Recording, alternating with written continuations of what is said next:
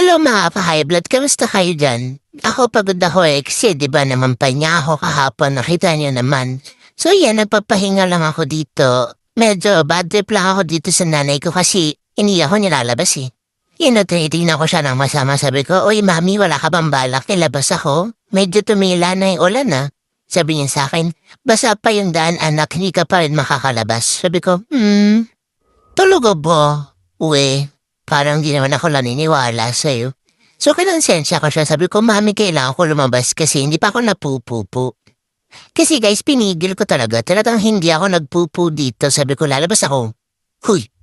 Kaya ayun, sabi niya, "O sige na nga, magsapatos ka na para makalabas na tayo." Hihihi, ang galing ko talaga. So ayan, nalaban namin guys, nailaban namin ng mami ko. Nilagyan niya ako ng plastic para hindi ako mabasa. Kasi ang arte nito, nililigo ko lang daw baka daw mabasa yung pupo. Ayan.